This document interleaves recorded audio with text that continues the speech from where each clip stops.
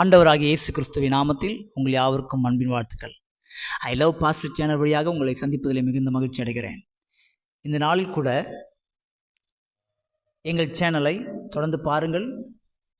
பார்க்கிறதான ஒவ்வொருவரும் சப்ஸ்கிரைப் பண்ணுங்கள். அநேகருக்கு இந்த ஆவிக்குரிய சத்தியங்களை ஷேர் பண்ணுங்கள்.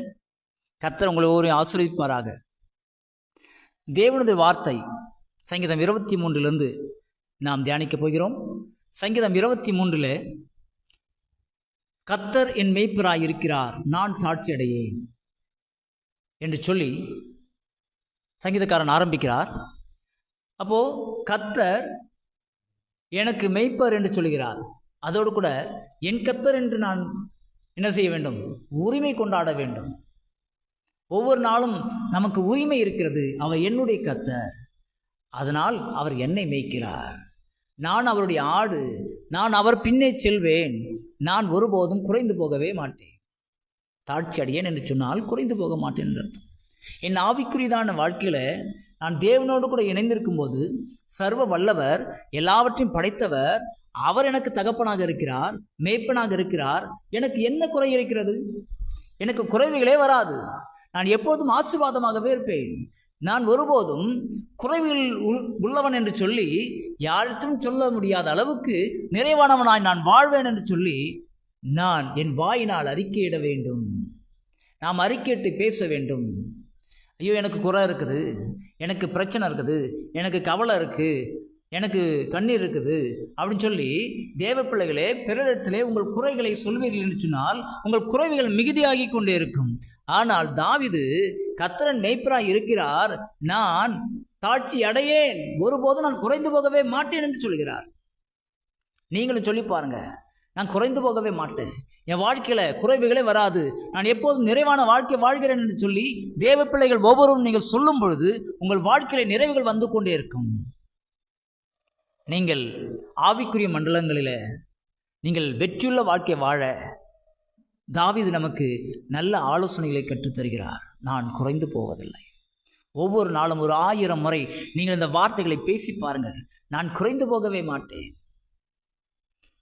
2வது வசனத்தில் இப்படியா சொல்லியிருக்கிறது, அவர் என்னை புல்லுள்ள இடங்களில் மேய்க்கிறார். எங்கெல்லாம் உணவை தேடி மக்கள் ஓடிட்டு இருக்கிறாங்க பாருங்க. இந்த உலகம் முழுசும் உணவுக்காக தான் மக்கள் வாழுறாங்க, தேவைகளுக்காக வாழ்கிறார்கள். இங்கே என் தேவையை அவர் சந்திக்கிறார். இயேசு கிறிஸ்து என் தேவையை சந்திக்கிறார். என் தேவன் என் தேவை சந்திக்கிறார். அவர் என்னை எங்கே எனக்கு உணவு இருக்கிறதோ, ஆவிக்குரிய உணவு இருக்கிறதோ, சரீர பிரகாரமான உணவு இருக்கிறதோ, அந்த உணவை நான் தேடி போகிறதில்லை, அவர் எனக்கு தருகிறார். அவர் அந்த இடத்துக்கு என்னை கொண்டு போகிறார். ஆகவே என் பிரயாசம் அல்ல, எனது திட்டம் அல்ல, எனது நோக்கம் அல்ல, அவரது நோக்கத்தின்படி என்னை நடத்தி கொண்டு போகிறார். அது மாத்திரமல்ல, எனக்கு அவர் தெளிந்த சிந்தனை தருகிறார்.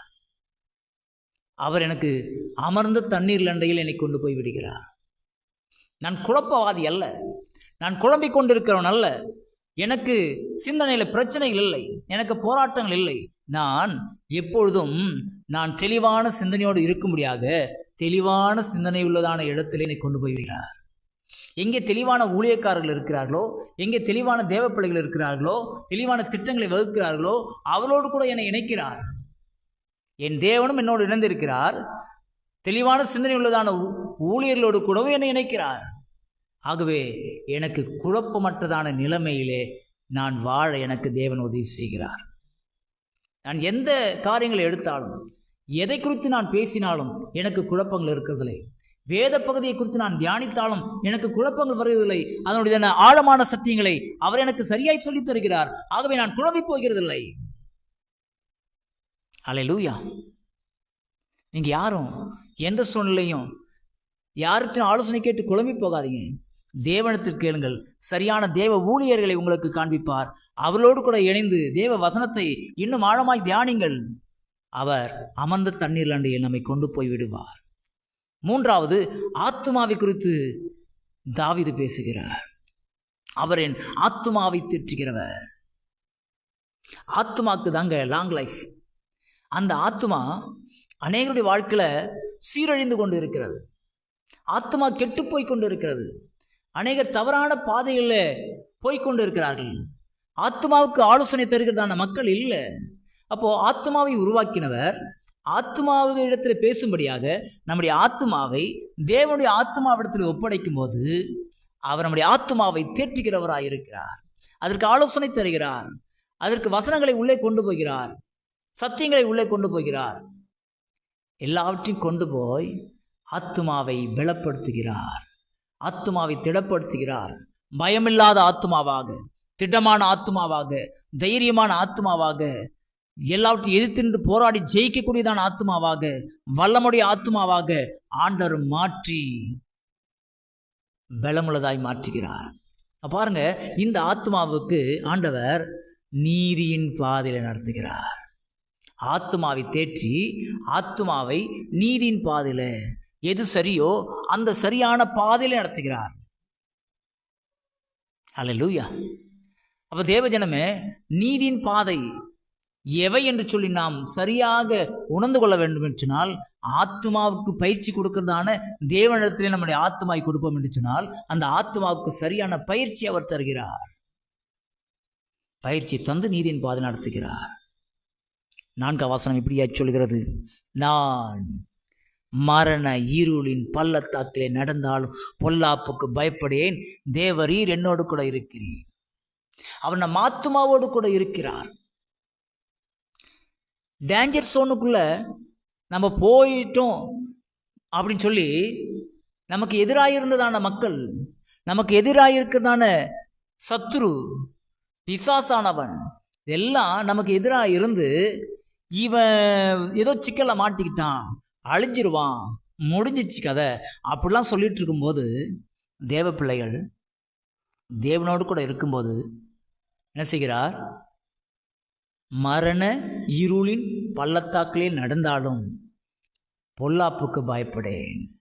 அந்த சூழ்நிலை நான் சிரிச்சிட்டு தான் இருப்பேன், சந்தோஷமாக தான் இருப்பேன். நான் எப்பொழுதும் அழிய மாட்டேன் என்பது எனக்கு தெரியும். என்னுடையதான வாழ்க்கை எப்போதும் தேவனுடைய கரத்தில் இருக்கிறது. என் ஆத்மா அழிந்து போகிறது இல்லை. மரணம் என்பது நமக்கு இல்லை. நமக்கு தேவன் ஜீவனை தான் தந்திருக்கிறார். ஆகவே பொல்லாப்புக்கு நான் பயப்படேன், தேவரீர் என்னோடு கூட இருக்கிறீர். அல்லேலூயா. நம்மோடு கூட நம்முடைய ஆண்டவர் இருக்கிறார். அவர் லிவிங் காட். அவர் நம்மோடு கூட வாழ்ந்து கொண்டு இருக்கிறவர். யாக்கோபுக்கு சொல்லுகிறார், நீ போகிற இடத்துல உன்னை காத்து உன்னை திரும்ப வர பண்ணுவேன், நீ ஆசீர்வாதமாயிருப்பாய், கிழக்கிலும் மேற்கிலும் வடக்கிலும் தெற்கிலும் பரம்புவாய் அப்படின்னு சொல்லி அவனை ஆசீர்வதித்தார். ஆனால் அவன் போயிட்டு இருந்த பாதை மரண பாதை, விலங்குகள் இருக்கிற பாதை, கடினமான பாதை, தனி மனுஷனாக போய்கொண்டிருந்தார். அதே போல யாரெல்லாம் தனி மனிதனாக போராடி கொண்டிருக்கிறீர்களோ அப்படிப்பட்டதான போராட்டமான சூழ்நிலை பயப்படாதீங்க. பொல்லாப்பு உங்களுக்கு நேரிடாது. பொல்லாப்புக்கு பயப்படேன், ஏன்னு சொன்னால் தேவன் என்னோடு கூட இருக்கிறார், நம்மோடு கூட இருக்கிறார். இந்த காலை வேளையில் அவர் உங்களோடு கூட இருக்கிறார். நீங்கள் எந்த நேரங்களில் இவை கேட்பீர்கள் என்று சொன்னாலும் உங்களோடு கூட அவர் இருக்கிறார். அல்லேலூயா. அவர் நம்மை விட்டு விலகுவதும் இல்லை, அவர் நம்மை கைவிடுவதும் இல்லை. நான் மரண இருளின் பள்ளத்தாக்கில் நடந்தாலும், டேஞ்சர் சோன்ல போனாலும் பொல்லாப்புக்கு பயப்படவே மாட்டேன். உங்க வாயினால் அறிக்கை இடுங்க, தேவரீ என்னோடு கூட இருக்கிறீர். என் சத்துருக்களுக்கு முன்பாக. அடுத்தது சத்துருக்கள் நிற்கிறாங்க. அவங்களும் நினச்சிட்டு இருந்தாங்க, அவங்க விருந்து சாப்பிடலாம் நினச்சிட்டு இருந்தாங்க. நம்ம அழிஞ்சிருவோம், அவங்க விருந்து சாப்பிடலாம் நினச்சிட்டு இருந்தாங்க. அப்போ தாவீது சொல்கிறாரு, என் சத்துருக்கு முன்பதாக நீர் எனக்கு ஒரு பந்தியை ஆயத்தப்படுத்தி எனக்கு இப்போ விருந்து ஏசப்பா பரிமாறுறார், என்னை அபிஷேகம் பண்ணுகிறார், அவர் என்னோடு கூட உணவு அருந்துகிறார். நான் தேவனுடைய உணவை அருந்தி கொண்டிருக்கிறதான நல்ல ஒரு ஆடு. அதனால் என் சத்துருக்கு முன்னாடி எனக்கு பெரிய பந்தி, ஊர் மக்களெல்லாம் பார்க்குறபடி, இந்த உலகமே பார்க்கக்கூடிய அளவுக்கு எனக்கு மிகப்பெரியதான ஒரு பெரிய விழாவை எடுக்கிறார் என் ஆண்டவர். ஒரு பெரிய பண்டிகை கொண்டாடுகிறார். நான் வெற்றி பெற்றதான ஒரு ஆவிக்குரிய வாழ்க்கை வாழ்வதை பார்த்து தேவன் மகிழ்ச்சி கொள்கிறார். வெளிப்படுத்தின விஷயத்துல அவனும் என்னோடு போஜனம் பண்ணுவான், நானும் அவனோடு போஜனம் பண்ணுவேன் சொன்ன பிரகாரமாக இங்கே ஒரு பந்தியை ஆயத்தப்படுத்தி நம்முடைய தலையை தேவ அபிஷேகத்தினால் நிரப்புகிறார். என் தலையை எண்ணெயால் அபிஷேகம் பண்ணுகிறீர். பார்த்தீங்களா? டெட் கண்டிஷனுக்கு போயிட்டாங்க. இவங்க இனிமேல் ஏந்திக்கவே மாட்டாங்க. இந்த மனுஷன் விழுந்து போயிட்டான், முடிஞ்சிச்சு, இதோட வாழ்க்கை க்ளோஸ் அப்படின்னு சொல்லி நினைத்து கொண்டிருந்ததான அந்த மக்களுக்கு முன்னாக எழுந்து நின்று திரும்பவும் தேவ அபிஷேகத்தினால் நிரப்பப்பட்டு தேவ வல்லமையினால் நிரப்பப்பட்டு ஒரு மிகுந்த பராக்கிரமசாலியாக எல்லா மக்களுக்கு உண்மையாக சர்வ வல்லமுடையதான தேவனுடைய பிள்ளையாக அபிஷேகம் பண்ணப்படுகிறதான அந்த காரியம் என்னவென்று சொன்னால், தேவ ராஜ்யத்தின் வேலைக்காக தேவனோடு கூட திரும்பவும் அபிஷேகம் பண்ணப்படுகிறதான ஒரு வல்லமையான காரியத்தை ஆண்டவர் திரும்ப நமக்கு தருகிறார். அல்லேலூயா, அல்லேலூயா. அது மாத்திரமல்ல, அந்த இடத்துல அடுத்த வசனத்தை பார்ப்போம்னு சொன்னால், அந்த வசனத்திலே என் தலை எண்ணெயால் அபிஷேகம் பண்ணுகிறீர், நான் மரணிகளின் பள்ளத்தாக்கில் நடந்த பொல்லாப்புக்கு பயப்படேன், தேவரீர் என்னோடு கூட இருக்கிறீர், உமது கோலும் உமது தடியும் என்னை தேற்றும். இந்த வசனத்தை, இந்த வார்த்தை நம்ம தியானிக்கும் போது பாருங்க, உமது கோலும் உமது தடியும், இதில் என்ன வித்தியாசம் அப்படின்னு பார்த்தோம்னா, கோல் நமக்கு மேய்ப்பனின் கோல், தேவனது வார்த்தை, தேவனுடைய வழிநடத்துதல், தேவனுடையதான வார்த்தைகள் நம்மளை ஒவ்வொரு நாளும் சரியாக வழிநடத்தக்கூடியது தேவனின் கோல். தடி எதுக்கு? அந்த தடி சத்துருவை முறியடிப்பதற்காக. தேவனது அதிகாரம்தான் அந்த தடியாக இருக்கிறது. அவனை எதிர்கொள்ளத்தக்கதான வல்லமை, அவனை அழிக்கக்கூடியதான வல்லமை. ஏசப்பா கோலை பக்கத்தில், கோலை எனக்காக வச்சிருக்கிறாரு, தடியை சத்துருவுக்காக வச்சிருக்கிறாரு. அல்லேலூயா. எவ்வளோ பிரமாதமாக எழுதியிருக்கார் பாருங்க. கோலை நமக்காக வச்சிருக்கார், தடியை சத்ருக்காக வச்சிருக்கிறார். சத்ரு பின்னோக்கி ஓடுவான், வெட்கப்பட்டு ஓடுவான், அட்டி வாங்கிட்டு ஓடுவான், நொறுக்கப்படுவான், அவனுடைய திட்டங்கள் எல்லாம் அழிக்கப்படும், அவனுடைய சிந்தனைகள் எல்லாம் அழிந்து போகும், அவனுடைய எண்ணங்கள் எல்லாம் அழிந்து போகும். ஆண்டவர் அப்படியாக தமது வார்த்தைகளை வச்சிருக்கிறார். மக்களுக்கு தேவ வசனம், சத்ருவுக்கு தேவனுடைய அதிகாரத்தினால அவர்களை அழிக்கக்கூடியதான வல்லமை. அதன் பிறகு தான் சத்துருக்கு முன்பதாக நீரனுக்கு பந்தியை ஆயத்தப்படுத்தி என் தலையை எண்ணெயால் அபிஷேகம் பண்ணி என் பாத்திரம் நிரம்பி வழிகிறது. அதுக்கப்புறம் அனாயிண்டிக்கு அப்புறம் உள்ள மகிழ்ச்சியால் பொங்கி வழிகிறது. அந்த தேவ பிள்ளைகளை, உங்களுக்கு மகிழ்ச்சி பொங்கி வழியும். தேவனை சார்ந்து வாழ்கிறதான மக்களுக்கு எப்போதும் மகிழ்ச்சி பெருக்கெடுத்து ஓடிக்கொண்டே இருக்க வேண்டும். ஒரு நாளும் துக்கமுகமாக இருக்காதீங்க, ஒரு நாளும் கவலை குறித்து பேசி கொண்டு இருக்காதீங்க, உங்களுடைய பிரச்சனைகள் குறித்து பேசாதீங்க. எதுவுமே நமக்கு பிரச்சனைகள் அல்ல. இவையெல்லாம் தூர போட்டுவிட்டு ஒவ்வொரு நாளும் தேவனுடையதான சமூகத்தில் ஒவ்வொரு நாளும் உணவை தேடிக்கொண்டே இருங்கள். ஆவிக்குரிய உணவை வேதத்திலிருந்து தேடிக்கொண்டே இருங்கள், சத்தியங்களை தேடிக்கொண்டே இருங்கள். அது உங்கள் வாழ்க்கைக்கு மிகப்பெரியதான ஆசீர்வாதமானதாக காணப்படும். அது மாத்திரமல்ல, கடைசி வசனத்தில் என் ஜீவனுள்ள நாளெல்லாம் நன்மையும் கிருபையும் என்னை தொடரும். என் ஜீவனுள்ள நாளெல்லாம் என் ஆண்டவர் நன்மையும் கிருபையும் தொடர் செய்வார். எனக்கு மரணம் இல்லை, ஜீவன் தான் இருக்கிறது. என் ஜீவன் என்றைக்கும் அது நிலைத்திருக்கிறது. ஜீவ சுவாசத்தை தான் எனக்குள்ளே அவர் ஊதினார். நான் ஜீவன் இருக்கிறதான நாளெல்லாம் எனக்கு நன்மையும் கிடைக்கும், கிருபையும் கிடைக்கும். நன்மைன்னா ஆவிக்குரிய நன்மைகள், சரீரப்பிரகாரம் நன்மைகள். கிருபை என்று சொல்லும்போது பாதுகாப்பு. நோவாக்கு கத்தருடைய கண்களில் கிருபை கிடைத்தது என்று சொன்னால், மிகப்பெரியதான பெருவெள்ளத்தில், மிகப்பெரியதான அந்த பூமி அதிர்ச்சியில், மிகப்பெரியதான உலகின் மிகப்பெரிய பேரழிவில் அவர் கிருபை காத்தது. ஒவ்வொரு தேவ ஊழியருக்கும் கிருபை போதுமானதாக இருக்கிறது, நன்மை போதுமானதாக இருக்கிறது. ஆகவே உங்களுக்கு எல்லா நாளும் இது போதும் அது போதும்னு சொல்லி ஸ்டாப் பண்ணிடாதீங்க. ஊழியத்தில் நன்மையும் கிருபையும் போதும் அப்படின்னு சொல்லாதீங்க. இங்கே தாவீது சொல்றாரு, என் ஜீவனுள்ள நாளெல்லாம் நன்மையும் கிருபையும் என்னை தொடரும். கண்டினியூவிட்டியா உங்க வாழ்க்கையில ஆண்டவர் ஆசீர்வாதத்தை கொடுத்துட்டே இருப்பார். ஆண்டவரே, ஒரே ஒரு 100 ஆத்மா இருந்த போதும் ஆண்டவரே, ஒரு சர்ச்சு கட்டின போதும் ஆண்டவரே, என் பிள்ளைக்கு திருமணம் பண்ணிட்டா போதும் ஆண்டவரே. ஏதோ ஒரு குறுகிய மனப்பான்மையோட நீங்க வாழாதீங்க. ஆண்டவர் ஆசீர்வதிக்கணும்னு ஆரம்பிச்சிட்டாருன்னா உங்களுக்கு நன்மையும் கிருபையும் தொடர்ந்து வந்து கொண்டே இருக்கும். அதை நீங்க ஸ்டாப் பண்ணாதீங்க. இன்னும் எண்ணெய் ஊற்றுறது குடம் இருக்குதா அப்படின்னு கேட்டபோது அவ்வளோதான் சொன்னபோது நின்று போயிடுச்சு. நம்ம வாழ்க்கையில் நீங்கள் பார்த்தீங்கன்னா உலகம் முழுசும் அநேக டிவி சேனலில் ஒவ்வொரு நாளும் நிறைய ப்ரோக்ராம் போடுறான்.